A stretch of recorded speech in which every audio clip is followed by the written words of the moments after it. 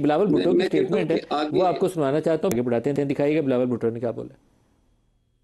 और मेरे मुस्लिम लीग नवाज के दोस्तों के लिए जो पैगाम है वो सिर्फ इतना कि आपको वो आवाज़ सुनाई दे रही है, ज़रा गौर से सुने। टिक टिक टॉक, आपकी उल्टी गिनती शुरू हो चुकी है। टिक टॉक, आपकी उल्टी गिनती शुरू हो चुकी है। ये ज़रा प्रोड्यूसर साहब एक दफ़ा दोबारा प्ले करें, नून लीग वालों को बहुत मज़ा आएगा ये टिक टॉक, दोबारा ज़रा प्ले करिए। और मेरे मुस्लिम लीग नवाज के दोस्तों के लिए जो पैगाम है वो सिर्फ इतना कि आपको वो आवाज़ सुनाई दे रही है, ज़रा गौर से सुने। टिक टॉक, आपकी उल्टी गिनती शुरू हो चुकी है। टिक टॉक, आपकी उल्टी गिनती शुरू हो चुकी है। मिस्टर अकील साहब, टिक टॉक।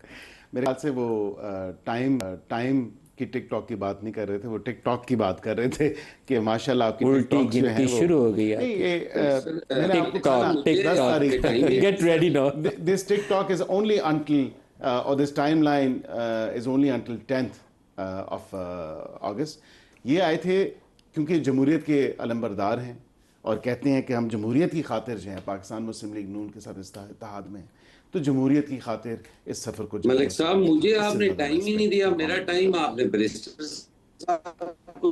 आप सर नहीं सर, अब आप दोबारा जवाब दे दें। वो नून लीग को एड्रेस किया था बिलावल ने, इसलिए जवाब इनसे लिया, आप दोबारा जवाब दे दें, बिलावल का भी ऐड कर लें। जी हसन साहब। देखिए, जहां तक चेयरमैन का जिस खुशफहमी में ये है ना कि ये नारों की हद तक है, उससे इन्हें भी निकलना चाहिए। पाकिस्तान पीपल्स पार्टी ने काफ़ी कुछ किया है इनके लिए, तो अब अगर पीपल्स पार्टी ये कर रही है तो ये भी वो अपना हक महफूज रखते हैं।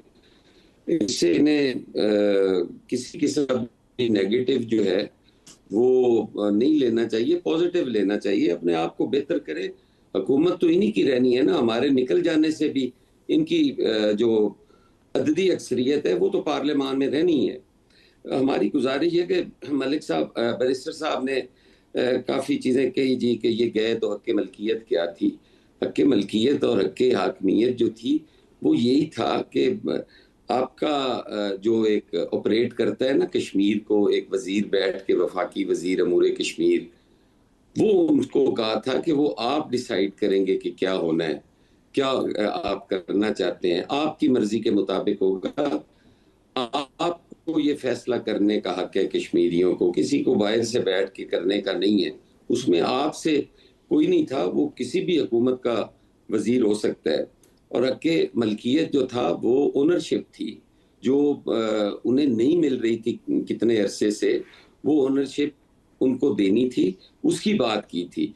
गुजारिश ये है कि आपने कहा कि इनके पास है अच्छा, कुछ नहीं, बिल्कुल एंड पे आ गए प्रोग्राम के, डॉक्टर हुमायूं साहब से भी जवाब ले लें।